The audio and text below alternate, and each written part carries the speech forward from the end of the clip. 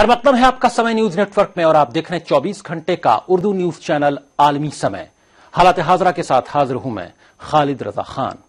कांग्रेस में बगावत के सुर तेज हो गए हैं।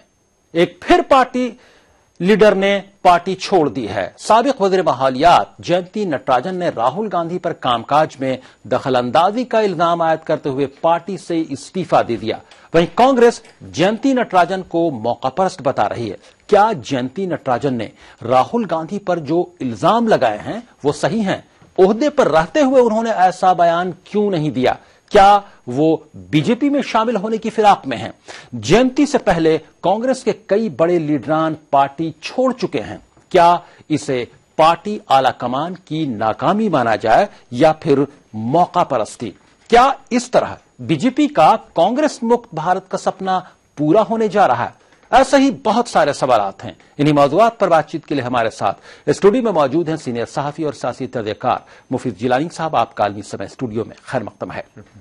इनके अलावा हमारे साथ बीजेपी लीडर मनोज मिश्रा साहब गुफ्तगू में शामिल हो रहे हैं फोन लाइन के जरिए, और कांग्रेस लीडर तहसीन पूनावाला भी हमारे साथ गुफ्तगू में शामिल हो रहे हैं, और भी चंद लीडरान हमारे साथ बातचीत में फोन लाइन के जरिए गुफ्तगू में शामिल हो रहे हैं। तो आइए शुरू करते हैं अपना खुसूसी प्रोग्राम हालात Hazra.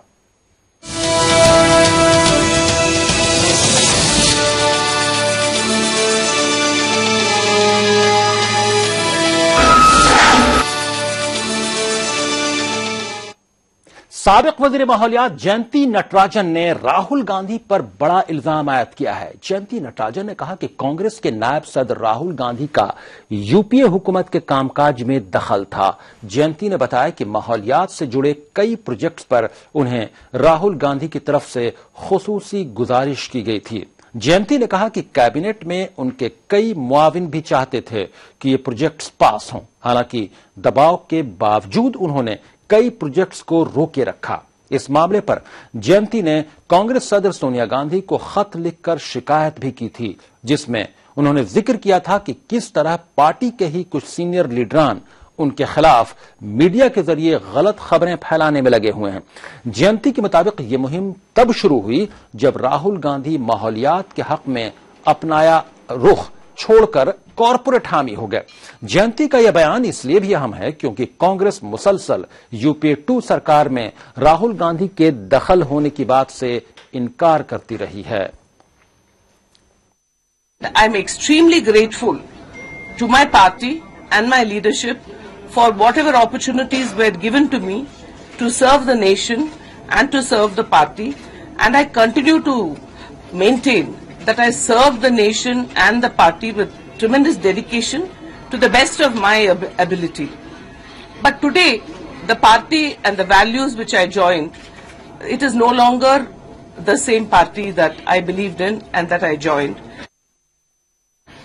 I have written in this letter, which I have written to the party president, Madam Sonia Gandhi, that I was a member of parliament and I was made Minister of Environment, and when I was made Minister of Environment, the party line was very clear that the policy of Srimati Indira Gandhi, that the policy of Shri Rajiv Gandhi to preserve the environment, it must be protected at all costs, and therefore it was my duty to make sure that every single step I took, no matter how popular or unpopular, should be strictly according to law, according to rules, and preserve the environment at all costs, despite any interest to the contrary.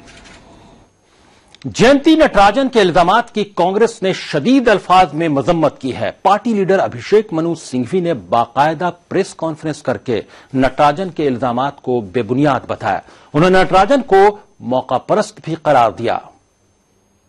ये अत्यंत दुर्भाग्य की दुखद बात है कि एक ऐसा व्यक्ति जिसने 4 कार्यकाल सांसद के रूप में बिना एक लोकसभा चुनाव लड़े, कई महत्वपूर्ण मंत्रालय पार्टी के वरिष्ठ प्रवक्ता की हैसियत से 10 वर्षों से ज्यादा समय बिताया, उसने इस प्रकार की अवसरवादी और आडंबर से ओतप्रोत आरोप लगाए हैं। मैं समझता हूं पूरे विश्व में सिर्फ मिस नटराजन होंगी ऐसा जो अपने हटाने का कारण नहीं जानती। उधर जयंती नटराजन के इल्जामात से बीजेपी की बाँछें खिल गई हैं। वजीर माहौलियात प्रकाश जावड़ेकर ने कहा कि वजारत इस मामले की जांच कराएगा। पर्यावरण मंत्री, पूर्व पर्यावरण मंत्री जयंती नटराजन ने जो एक खुलासा, जो आज लोगों के सामने तथ्य लाया है और सोनिया जी को लिखा पत्र दिया है, वो बेहद गंभीर है, जिसमें सरकार के बाहर से सरकार के कामकाज में कैसे दखल ली जाती थी उसकी कहानी बयां किया है उन्होंने। और इसलिए अब मैं चूंकि पर्यावरण मंत्री हूं, पर्यावरण, वन एवं जलवायु परिवर्तन का, तो इसके लिए मेरा कर्तव्य बनता है कि जिन मसलों का, जिन फाइलों का, जिन प्रकरणों का उन्होंने उसमें उल्लेख किया है, उसके बारे में मैं उन फाइलों को फिर से देखूं कि क्या हुआ था। हमारे साथ मेहमान जुड़ गए हैं, फोन लाइन के जरिए बातचीत में शामिल हुए हैं कांग्रेस लीडर तहसीन पूनावाला साहब, और स्टूडियो में गुफ्तगू के लिए मौजूद हैं हमारे साथ सीनियर सहाफी और सियासी तर्जुकार मुफीद जिलानी साहब। तहसीन पूनावाला साहब, क्या वजह है कि एक एक करके कई पार्टी लीडरान कांग्रेस छोड़ चुके हैं और यह सिलसिला लगातार जारी है लोकसभा इलेक्शन से पहले से, जो अभी भी थमा नहीं है? देखिए, दो चीज है। जो लोग खुद, जिनको पार्टी ने मिनिस्टर बनाया, जिनको पार्टी ने इज्जत दी, शोहरत दी, जिनको पार्टी ने पॉलिटिकल पावर दिया, आज अगर वो छोड़कर जा रहे क्योंकि पार्टी का बुरा समय चल रहा है, तो एक कहावत होती है कि जब जहाज डूबता है सबसे पहले चूहे ही भाग जाते। तो उनके लिए आप क्या कह सकते हो? तो क्या जहाज डूब रहा है वाकई? इनको लग रहा है, लेकिन कांग्रेस जो है ये 125 साल पुरानी पार्टी है और इतना ही, और ये पार्टी डूब नहीं सकती। ये मैं मानता हूं कि इसका बुरा समय इस वक्त चल रहा है, इसको मैं मानता हूं, लेकिन ये पॉलिटिकल अपॉर्चुनिज्म को मैं और ये पॉलिटिकल अपॉर्चुनिस्ट लोगों की कोई वैल्यू नहीं है। एक रीत से अच्छा हो रहा है, कांग्रेस और मजबूत होगी। जी, लेकिन बीजेपी का जो नारा है कि कांग्रेस मुक्त, और नरेंद्र मोदी की जो बात है कि कांग्रेस मुक्त भारत बनाएंगे, क्या उस जानिब तो वो तेजी से नहीं बढ़ रहे जिस तेजी से कांग्रेस की का पाला बदलकर लोग बीजेपी में शामिल हो रहे हैं? कांग्रेस की पॉलिसीज फॉलो करने वाले श्री नरेंद्र दामोदर मोदी, कांग्रेस के नेताओं को अपने पार्टी में शामिल करने वाले श्री अमित शाह जी जब बात करते हैं कांग्रेस मुक्त भारत, ये बात मैं खुश हूं कि गोडसे के बच्चे गांधी की राह पर चल रहे हैं, लेकिन कांग्रेस मुक्त भारत एक सपना है और इनके लिए एक भयंकर नाइटमेयर बनकर उभरेगा। जी नहीं, लेकिन वो ये तो आपका कॉन्फिडेंस है, आप अपनी पार्टी का लाइन को डिफेंड कर रहे हैं, लेकिन जो हालात नजर आ रहे हैं, एक एक करके कई बड़े बड़े लीडरान लोकसभा इलेक्शन से अभी तक अगर हम गिने तो कई बड़े लीडरान छोड़कर जा चुके हैं, जो मिनिस्टर रह चुके, वजीर रह चुके, वो लगातार छोड़कर जा रहे हैं। इससे कांग्रेस और मजबूत होगी। जो लोग को ये लगता है कि कांग्रेस का बुरा समय चल रहा है और बुरे समय में जो छोड़कर जाते हैं और जो लोग रहते, वहीं से पता चलता है आपके सच्चे साथी कौन है और आपके अपॉर्चुनिस्ट कौन है, पॉलिटिकल अपॉर्चुनिस्ट कौन है, उसी से पता चलता है। इसमें कौन सी बुरी बात है? जी, वजह क्या है? ये आप फोन लाइन पर बने रहे। तहसीन पूनावाला साहब स्टूडियो में मौजूद है, सीनियर जर्नलिस्ट और पॉलिटिकल एनालिस्ट मुफीद जिलानी साहब। मुफीद जिलानी साहब, आपने तहसीन पूनावाला साहब की बात सुनी, आप पूरे हालात को कैसे देखते हैं? आखिर कोई ना कोई वजह निकालकर कांग्रेस के बड़े बड़े लीडरान, बड़े बड़े साबिक वुज़रा वो छोड़कर बीजेपी में शामिल हो रहे हैं। देखिए, ऐसा है कि जब माजी में भी इस तरह की हालात होते रहे हैं। 1977 में जब कांग्रेस हारी तो उस टाइम भी बहुत बड़े बड़े लीडरान पार्टी छोड़े। उससे पहले भी चरण सिंह और चंद्रशेखर जैसे लोग पार्टी छोड़कर अपने अलग राह अपनाई, लेकिन जब उनका आगे वो हुआ तो वो कुछ बहुत लंबे समय तक सरवाइव नहीं कर सके। छोटे छोटे हितों के लिए वो करते रहे, और ये हर पार्टी में होता है। जब भी पार्टी, कोई भी पार्टी, चाहे बीजेपी हो, चाहे कोई भी पार्टी हो और इलाकाई पार्टियां हों, तो वो उस वक्त जब कमजोर स्थिति में होती हैं तो ऐसे लोग जिनको ये आदत होती है कि उनको सिर्फ हमें बसत इक़्तिदार ही रहना है, सत्ता के साथ ही रहना है, तो वो कोई ना कोई बहाना टटोलते हैं, और वो कोई ना कोई बहाना टटोल कर अपना पाला बदलते हैं और सत्ताधारी पार्टी के साथ चले जाते हैं। फ्यूचर में माजी में भी ऐसा हुआ है और फ्यूचर में भी होता रहेगा। आप इसे मौकापरस्ती के तौर पर देखते हैं जो लीडरान छोड़कर जा रहे हैं? मैं समझता हूं कि अगर उनकी विचारधारा मतलब एकदम से चेंज हो जाती है, जाहिर है कांग्रेस की विचारधारा और बीजेपी की विचारधारा दोनों मुतजाद हैं, दोनों एक दूसरे से कहीं मेल नहीं खाते। अब विचारधारा अगर बदल जाना तो मैं समझता हूं इससे मौकापरस्ती से अलावा कुछ नहीं है। और दूसरी बात मैं ये कहना चाहता हूं कि अगर जैसे जयंती नटराजन जैसी सीनियर लीडर हैं और जब उनको मिनिस्टर के ओहदे से हटाया गया, उनका मंत्रालय चेंज किया गया, उनको वहां से हटाकर, तो मेरे ख्याल में अगर ये बात थी, जाहिर है कि उनको राहुल गांधी की दखलंदाजी से, जहां तक दखलंदाजी का मामला है, दखलंदाजी का मामला यह है कि देखिए हर सरकार में जो पार्टी होती है वो अपनी लाइन जरूर सरकार पर आया करती है और सरकार को उसके पार्टी लाइन के अकॉर्डिंग काम करना होता है।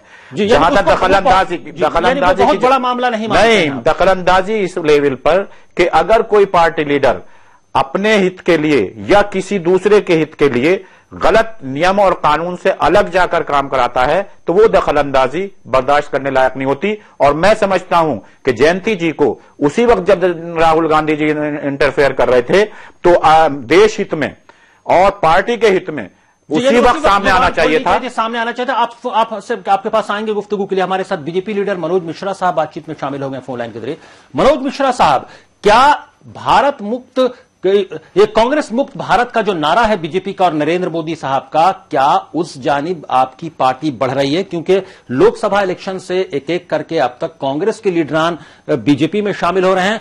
इसकी बुनियादी वजह क्या है? क्या रातों रात आइडियोलॉजी चेंज हो जा रही है या इसको मौकापरस्ती के तौर पर देखा जाए? क्योंकि कहीं ना कहीं से बीजेपी और कांग्रेस की आइडियोलॉजी मुख्तलिफ हैं, अलग हैं, और रातों रात आइडियोलॉजी कैसे चेंज हो सकती है?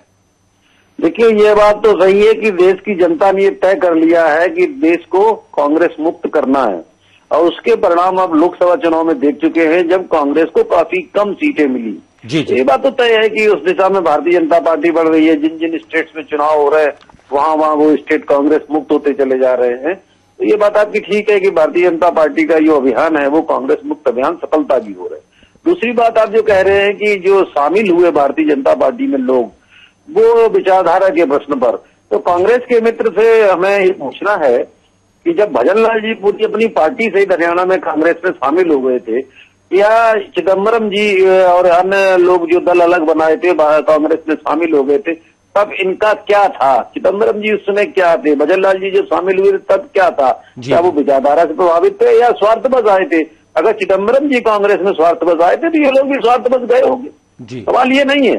सवाल यह है कि लोगों को पता है कि कांग्रेस डूबता हुआ जहाज है और इस डूबते हुए जहाज पर नौका करना राजनीति में कोई चाहता नहीं। लेकिन मनोज जी, मैं ये कहना चाहूंगा कि आपकी पार्टी में जब इस तरह के मौकापरस्त लोग आएंगे या कांग्रेस में भी मौकापरस्त लोग आते रहे, तो मैं ये पूछना चाहता हूं कि जब इस तरह के मौकापरस्त लोगों को आप मौका देंगे और अपने यहां शामिल करेंगे तो आपके पार्टी पर उसका कोई असर, बुरा असर नहीं पड़ने वाला है। तो बुरा असर पड़ने वाला है मनोज मिश्रा जी। देखिए, मौकापरस्त लोगों को हम लोग मौका नहीं दे रहे हैं, ये गलत आप सोच रहे हैं। आपने भजन लाल जी को लेकर सीधा मुख्यमंत्री बना दिया। मेरी कोई पार्टी नहीं है। ये हमारे साथ जो स्टूडियो में बैठे हैं वो मनोज जी, मेरी कोई पार्टी नहीं है हमारे साथ। मैं सुन रहा हूँ, देख नहीं पा रहा हूँ आप कौन बोल रहे हैं। मुझे आपका नाम नहीं पता, मुझे बताया भी नहीं गया कि आप कौन बोल रहे हैं। जी, ये सीनियर जर्नलिस्ट हैं, मैं कांग्रेस के मित्रों की बात कर रहा हूँ। दूसरी बात जो आप कह रहे हैं, तो भारतीय जनता पार्टी की निर्णायक संस्था संसदीय बोर्ड है और प्रदेश के बोर्ड है, उनमें मौकापरस्त नहीं है।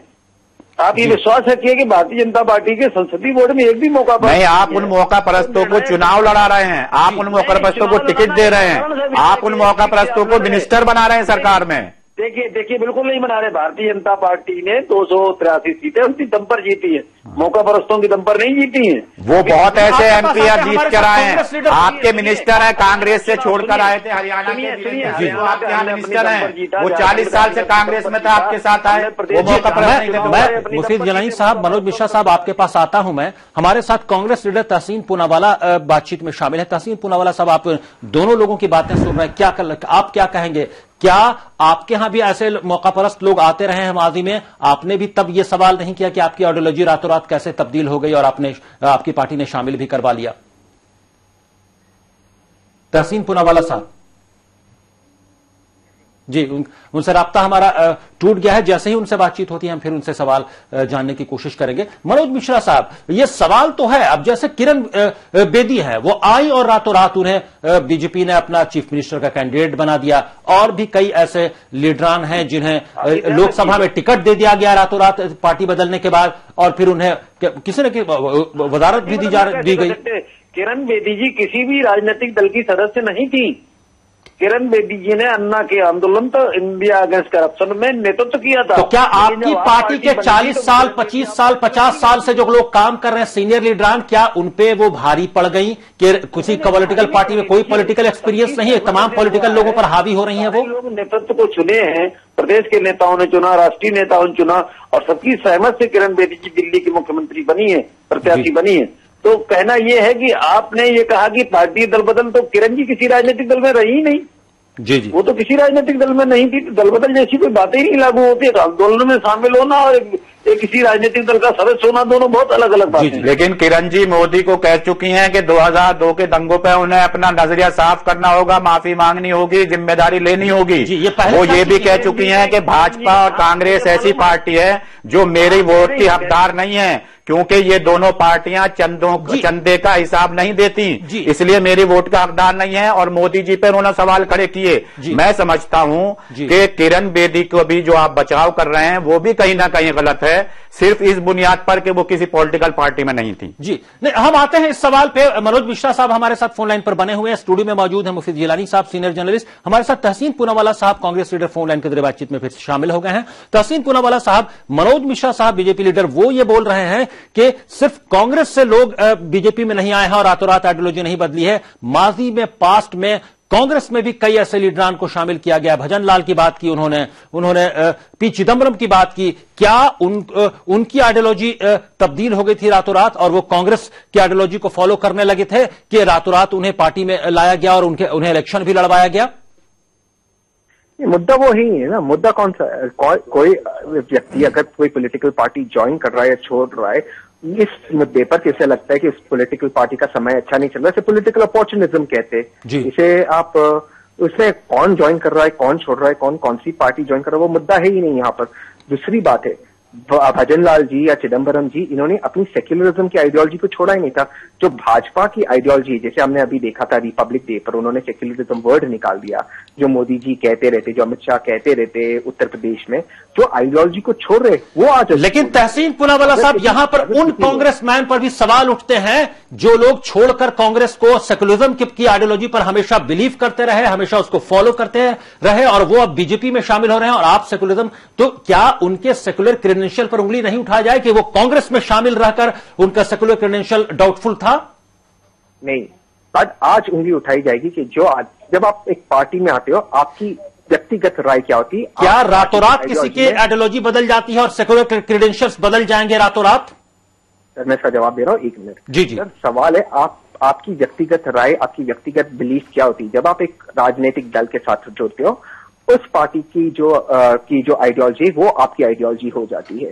तो अगर किसी की व्यक्तिगत राय कुछ और हो, लेकिन अगर वो कांग्रेस में आते, उन्हें कांग्रेस की जो सेक्युलरिज्म की लाइन है और सेक्युलरिज्म की आइडियोलॉजी, उनके पास और कोई रास्ता नहीं पर उसे अपनाने का।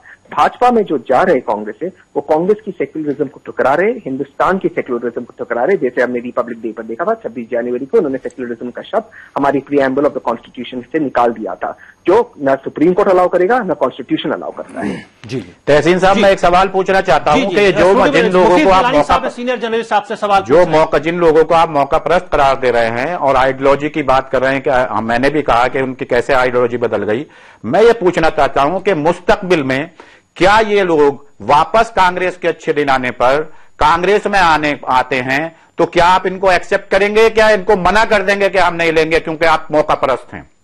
सर मैं हाइपोथेटिकल सिचुएशन पे कैसे बात करूं?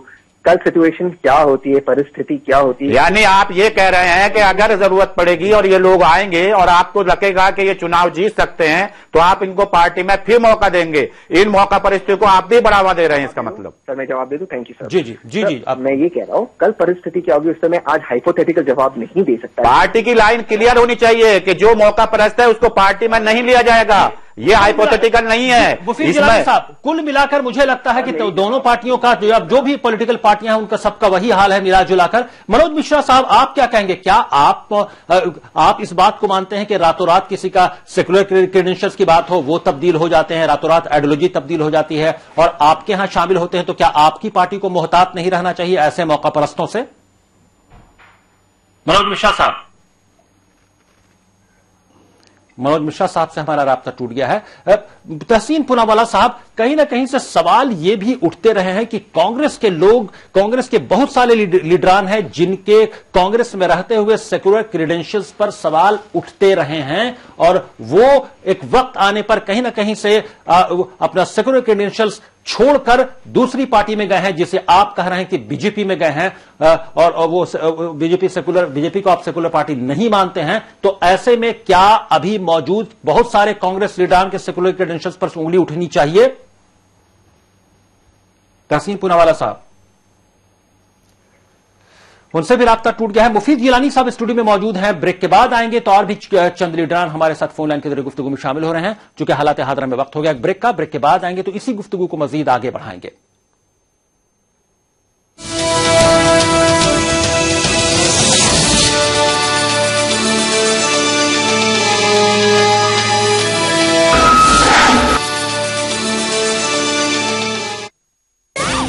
उस लड़की का मर्डर हो गया है। तो फिर आपके हिसाब से किसने किया है? चेतन चुनीलाल तिवारी। चेतन कहाँ है? ये चेतन नहीं किया है, उसको ढूंढो please, for God sake look for him.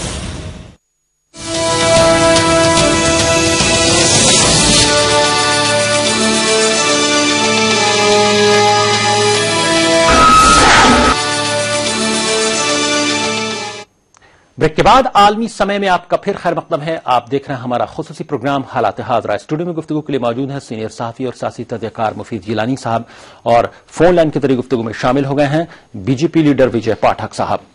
Jayanthi Natarajan Congress की पहली लीडर नहीं है जो हाल के दिनों में पार्टी छोड़कर गई हैं। इससे पहले दिल्ली की कांग्रेस लीडर और साबिक मरकजी वजीर कृष्णा तीरथ ने पार्टी को अलविदा कहा था।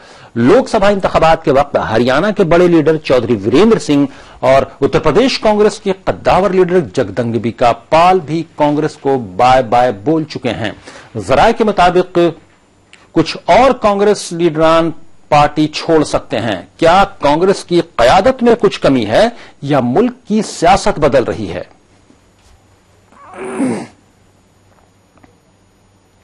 हमारे साथ दोनों मेहमान मौजूद हैं। बातचीत में स्टूडियो में मौजूद हैं सीनियर जर्नलिस्ट और पॉलिटिकल एनालिस्ट मुफीद जिलानी साहब और फोन लाइन के जरिए बातचीत में शामिल हो गए हैं बीजेपी लीडर विजय पाठक साहब। विजय पाठक साहब, आप किस तरह से देखते हैं, क्योंकि बात यह हो रही है कि कांग्रेस के लीडरान मुसलसल लोकसभा इलेक्शन से पहले से लेकर अब तक पार्टी छोड़कर जा रहे हैं। क्या ऐसे मौका परस्त लीडरों को जो रातों रात अपनी आइडियोलॉजी बदल देते हैं आपकी पार्टी को मौका देना चाहिए? क्योंकि कई ऐसे लीडरान हैं जिनको टिकट दे दिया गया लोकसभा का और स्टेट इलेक्शंस में, असेंबली इलेक्शंस में भी उनको टिकट बांटे गए और अब फिर उन लोगों को कुछ ना कुछ दिया जा रहा है। क्या कैसे देखते हैं आप?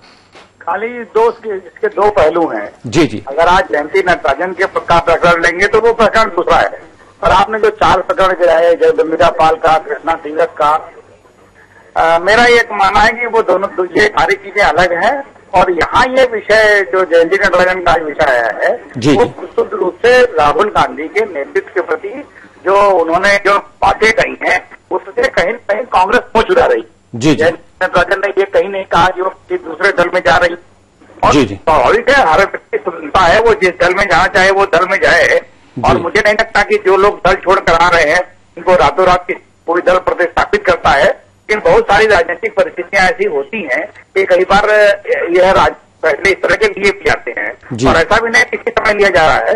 लेकिन ये एक सवाल आपका ठीक है कि कांग्रेस के नेतृत्व के प्रति कहीं न कहीं विचार मंथन की जो प्रक्रिया है उनको विचार करना चाहिए, क्योंकि जिस तरह से लोकसभा के परिणाम आए उसके बाद कहीं न कहीं देश की जनता उनको संदेश दे रही थी और उस संदेश को अगर वो समझ पाने में नाकामयाब हो रहे हैं तो उनको लेकर के उनके पार्टी में भी ये सवाल उठ रहे हैं। आपने देखा कि कैसे। तो क्या विजय पाठक जी ये माना जाए कि कांग्रेस की कमजोर लीडरशिप जो है उसका फायदा भी आपको बीजेपी को मिल रहा है और बीजेपी कहीं ना कहीं से बहुत सारे कांग्रेस के लीडरान को शामिल करवा ले रही है, बीजेपी बहुत सारी चीजों को में कोई हर्ज नहीं है, कि जो राजनीतिक परिस्थितियां हैं, जो राजनीतिक घटनाक्रम है, वो दूसरे राजनीतिक दलों को भी प्रभावित करते हैं। जिस तरह से कांग्रेस मुक्त भारत की बात हमने की और देश की जनता ने उस तरफ रुख किया, कहीं न कहीं कांग्रेस को और हर राजनीतिक दल को अपने बारे में इंट्रोस्पेक्ट तो करना ही चाहिए कि कहाँ कमी रह गई है। तो क्या ये कांग्रेस मुक्त भारत की तरफ एक बढ़ता हुआ कदम माना जाए इस तरह से जो तमाम लोग शामिल हो रहे हैं बीजेपी में?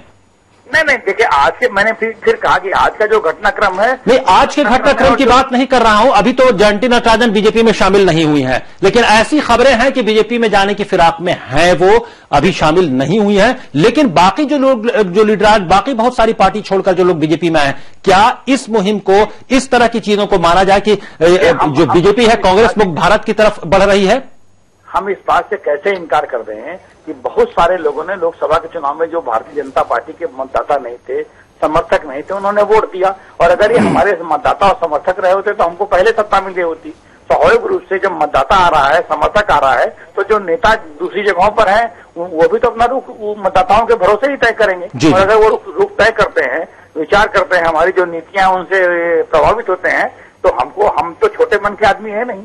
और हम जब पूरे देश को लेकर चलने की साथ बात करते हैं, 125 करोड़ लोगों की बात करते हैं, तो अगर राजनीतिक घटनाक्रम कुछ होगा तो उसको हम नजर रखे हुए हैं। जी, यानी इसको राजनीतिक घटनाक्रम आप मानते हैं। आप फोन लाइन पर बने हैं, स्टूडियो में मौजूद है सीनियर जर्नलिस्ट और पॉलिटिकल एनालिस्ट मुफीद जिलानी साहब। मुफीद जिलानी साहब, आप विजय पाठक साहब की बात से कितना इत्तेफाक करते हैं और आप पूरे हालात को कैसे देखते हैं कि राजनीतिक घटनाक्रम जो है उसकी वजह से लोग एक पार्टी छोड़कर दूसरे पार्टी में शामिल हो रहे हैं, और उसी राजनीतिक घटनाक्रम की बात कर रहे हैं कि वो नजर बनाए भी हुए हैं विजय पाठक और उनकी पार्टी?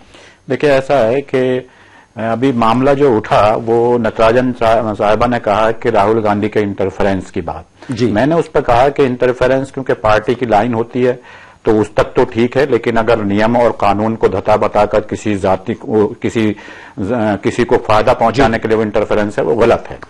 और इस तरह का इंटरफेरेंस इस गवर्नमेंट में है, जो मौजूदा गवर्नमेंट है, जो सीधा इंटरफेरेंस संघ परिवार का है, वहां से सारे मामले तय होते हैं। यहां तक कि मिनिस्टर्स के नाम भी तय होते हैं, और एनएसए एडवाइजर के नाम भी जो तय संघ परिवार तय करता है। तो कई घटक हुए कि आईबी का चीफ उसको हुआ, या उसका एनएसजी का हुआ, या फिर और कई मतलब ओहदों पर लोगों को हटाया गया। जी, जहां तक विजय पाठक साहब कह रहे हैं, देखिए कांग्रेस मुक्त भारत एक नारा है, वो भाजपा का नारा है। कोई भी पार्टी अपने नारे पर चलती है और उस तरफ गामजन रहती है, कोशिश करती है, उनको कामयाबी मिलती है। लेकिन देखिए, एक बात देखनी होगी कि कांग्रेस मुक्त भारत इतनी आसानी से हो जाएगा, मुझे नहीं लगता। उसकी वजह सीधी सीधी है कि लोकसभा चुनाव में 17.5 करोड़ वोट भाजपा को मिले और 11.5 करोड़ वोट कांग्रेस को मिले। तो ये 5-6 करोड़ का अंतर है। आप समझ सकते हैं। तो ऐसा नहीं है। हाँ, ये बात जरूर है कि कांग्रेस की मौजूदा लीडरशिप, जिसको मतलब मतलब चेंज हो रहा है, एक्सचेंज किया जा रहा है कि जो सीनियर लीडर्स हैं उनसे जूनियर लीडर की तरफ, यूथ की तरफ वो हो रही है, चेंज हो रही है, एक्सचेंज की जा रही है। उसमें परेशानी हो रही है। उसमें जो सीनियर लीडरान हैं, यानी कहीं से लीडरशिप की जो कमजोरी है या इनएक्सपीरियंस है, वो अब वजह मानते हैं कि जो ट्रांजिशन हो रहा है, एक्सपीरियंस की कमी नहीं है, एक्सपीरियंस की नहीं, कि जो ट्रांजैक्शन हो रहा है, जो एक्सचेंज हो रहा है पार्टी की लीडरशिप में, उसमें जो सीनियर लीडरान हैं वो ये महसूस कर रहे हैं कि अगर ऐसा हो गया तो हमारे कहीं जगह नहीं रहेगी। यानी वो अनकंफर्टेबल महसूस कर रहे हैं जो सीनियर लीडरान हैं राहुल गांधी के आने की वजह से। विजय पाठक साहब, आप क्या कहेंगे? जो सवाल उठाया है मुफीद जिलानी साहब ने कि बीजेपी के मुकाबले कांग्रेस को बहुत ज्यादा कम वोट नहीं मिले हैं, 11.5 करोड़ वोट कम नहीं होते हैं, और बीजेपी को अगर 17 करोड़ के आसपास मिले हैं, तो तकरीबन 5-5.5 करोड़ वोट का डिफरेंस है। इसमें कांग्रेस मुक्त भारत इतनी आसानी से क्या हो जाएगा अगर इस पर नजर डालें तो? विजय पाठक साहब, करना चाहिए तो उसको कहीं न कहीं पारदर्शी रूप होना चाहिए। जिस तरह से उन्होंने कहा कि संघ परिवार का इंटरफेरेंस है, संघ परिवार चीजें तय करता है, भारत में लोग इसको मान लीजिए, ये लोगों को अंधेरे में मत रखिए, भ्रम में। संघ परिवार भी कहता है कि हमारा राजनीति में दखल नहीं, पूरा चुनाव संघ परिवार लड़ाता है, सारे तमाम फैसले संघ परिवार कराता है आपकी सरकारों में, चाहे स्टेट की गवर्नमेंट हो या मरकज की गवर्नमेंट हो। आप इसको एक्सेप्ट करिए कि हाँ, संघ परिवार के बगैर हम नहीं चलते हैं। आप क्यों बेकार लोगों को भ्रम में रखते हैं? जिस तरह कांग्रेस में जनपद के बगैर कुछ नहीं होता, इस तरह आपके यहां भी कांग्रेस विजय पाठक साहब, इस बात को मान लेने में क्या हर्ज है कि कांग्रेस में 10 जनपद के बगैर कुछ नहीं होता और बीजेपी में संघ परिवार के आरएसएस के बगैर कुछ नहीं होता? भाई जो सही बात है, उस मैंने अभी जो बात कही, मैंने क्या कहा कि जिस तरह से देश का जनादेश आया, उस जनादेश के बाद हर राजनीतिक दल को, अगर आप सपोज करिए उस जगह पर भारतीय जनता पार्टी होती तो हम इंटरेस्ट करते ना कि आखिर हमको वोट कम क्यों मिला और जनता ने हमको क्यों समर्थन नहीं दिया जी। लेकिन अब चूंकि वक्त की कमी है, हम बातचीत को आगे नहीं बढ़ा पा रहे हैं, लेकिन अब देखना यह होगा कि जो बीजेपी का नारा है कांग्रेस मुक्त भारत का, क्या वाकई उसको वो हासिल कर पाती है कि इतना वोट शेयर कांग्रेस का मुल्क में होने के बावजूद? ये बड़ा सवाल है। हालांकि कांग्रेस के कई लीडरान छोड़कर बीजेपी में शामिल हो रहे हैं, वो सिलसिला अभी भी जारी है और जयंती नटराजन का मामला जो वो अभी कांग्रेस में छोड़ चुकी हैं वो, लेकिन बीजेपी में शामिल नहीं हुए। लेकिन जराये के मुताबिक वो फिराक में हैं कि वो बीजेपी में शामिल हों, लेकिन अब देखा जाए कि होता क्या है। बहुत बहुत शुक्रिया विजय पाठक साहब फोन लाइन के जरिए बातचीत में शामिल होने के लिए, और मुफीद गिलानी साहब आपका भी स्टूडियो में तशरीफ लाने के लिए और हालात हादरा में शामिल होने के लिए बहुत बहुत शुक्रिया। हालात हादरा में अभी बस इतना ही। आप आलमी समय को इंटरनेट पर भी देख सकते हैं, लॉग ऑन करें www.samaylive.com।